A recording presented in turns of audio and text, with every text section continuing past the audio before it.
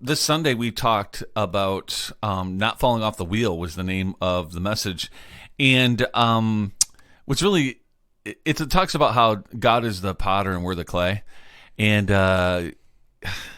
when you preach a message, well, let me just give basically what he's saying. God is saying is that He takes a prophet named Jeremiah who is living in a culture of people who have just really walked away from God in a big way, and so God wants to give him a picture of what He wants to do in their lives. And so He tells them to go and watch a potter work his clay on a potter's wheel. And what's really interesting is, well, I mean, obviously God wants to mold us. We're the clay and He's the potter. But what really hit me was like the Hebrew word for vessel, right? For the clay that He was going to turn this pottery in.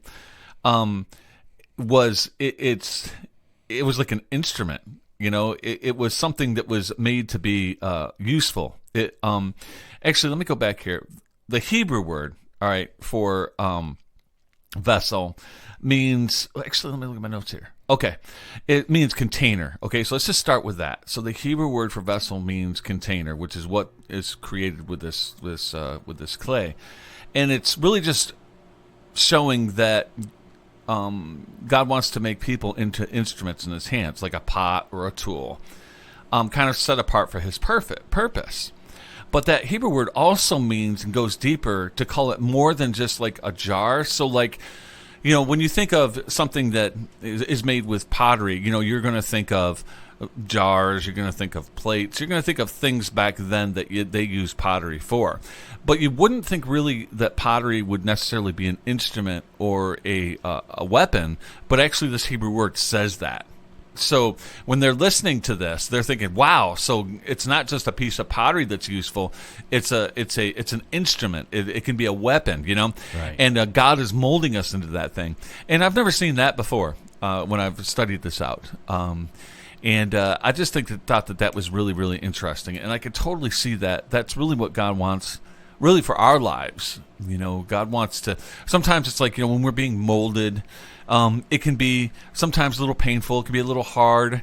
And it's like, God, why are you doing this? Why are you hurting me? You know what I'm saying? In reality, He's really not trying to hurt us at all. He's trying to help us, to change us, to grow us, and to help us to be more like Him.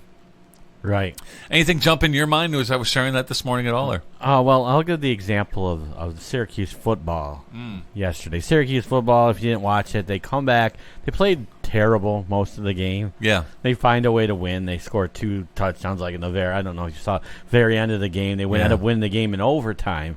Yeah. But despite winning, Fran Brown makes them run sprints. You heard about this. Yes. So what is he saying? He's molding them. He's telling you, this is not good enough for the standard of Syracuse, barely beating UConn and playing bad most of the game. Yeah. And he's teaching them a lesson. Yep. So in a way, that's Fran Brown as the coach molding them and helping them become men. And he always talks about their faith and becoming men and good husbands and good men of God and all those things, and he backs it up all the time. And when he don't meet the expectations, he says, all right. Now, that doesn't mean that God doesn't love us. Now, you can compare that to God and say, God's molding us, and sometimes it hurts. Yeah. It's not fun running sprints. No.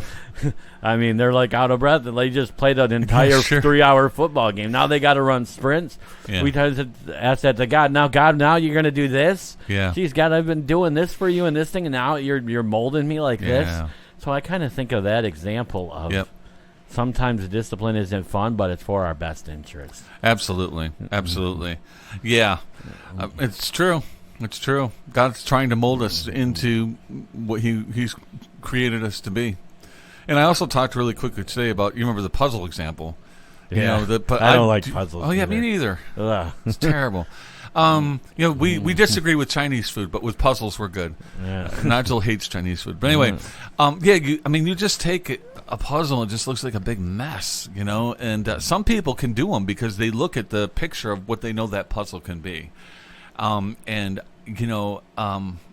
That's just the way God is. He sees the end game and he's in, so. Yeah.